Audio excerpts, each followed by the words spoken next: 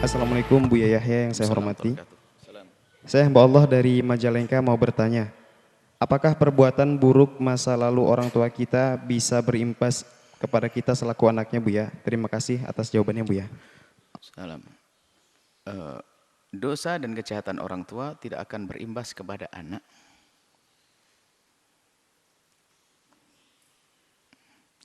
Akan tetapi, dan tidak akan ada pengaruh kepada anak.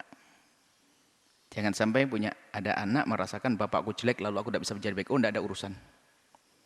Enggak ada. Akan tapi yang ada imbas kepada anak adalah keteledoran orang tua di dalam berusaha memperbaiki anaknya secara lahir atau batin. Ini loh yang akan punya pengaruh. Tidak pernah mengarahkan anaknya kepada yang baik dan juga tidak pernah berdoa. Nah, ini biasanya kalau luput dua hal ini ya menjadi anaknya nggak benar. Jadi jangan dihubung-hubungkan. Mungkin ada orang selama ini, aduh saya jahat dan sebagainya, anak saya enggak, oh enggak. Anda tobat selesai, Allah Maha Pengampun kok.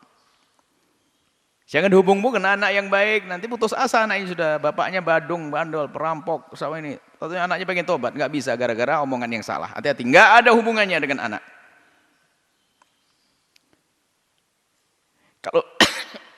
Kalau Nabi mengajarkan kita, misalnya Muhammad, mengajari seorang laki-laki untuk menikah dengan wanita itu memilih itu. Bukan karena kalau wanitanya jahat lalu kejahatannya turun kepada anak. Bukan, akan tapi kalau ibunya nggak benar maka akan memberikan pendidikan yang nggak benar, akan nularkan ketidakbaikan. Bukan karena imbas itu maksudnya nurun begitu, nggak ada. Anaknya penjahat bisa menjadi kekasih Allah kok. Begitu juga anaknya orang baik bisa jadi nggak benar karena salah mendidik. Jadi nggak ada hubungannya, jangan dihubung-hubungkan. Apalagi ada membawa hadis palsu. Naudzubillah, zina adalah hina dan hina dan hina. Ada hadis palsu.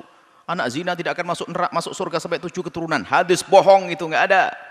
Anak zina bisa masuk surga, yang busuk, yang hina kan ibunya. Anaknya bisa saja mulia, jangan dihubung-hubungkan dengan kerjaan ibunya.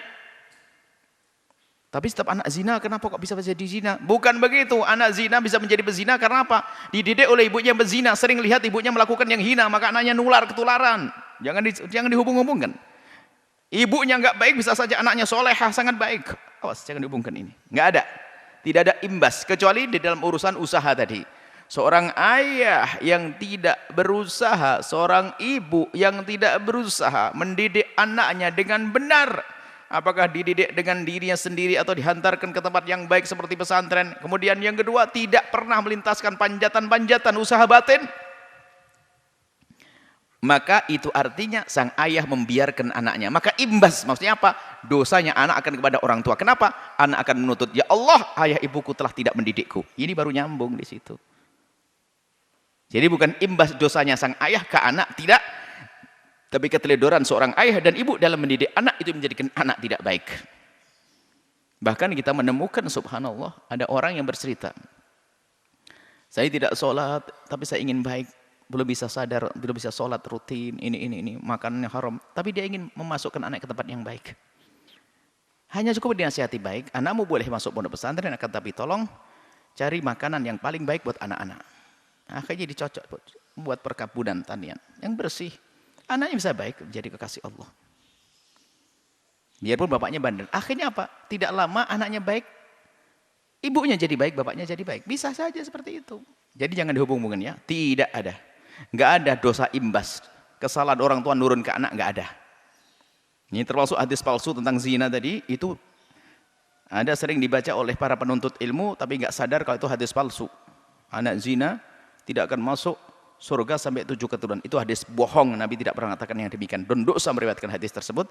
Wallahu a'lam bishawab.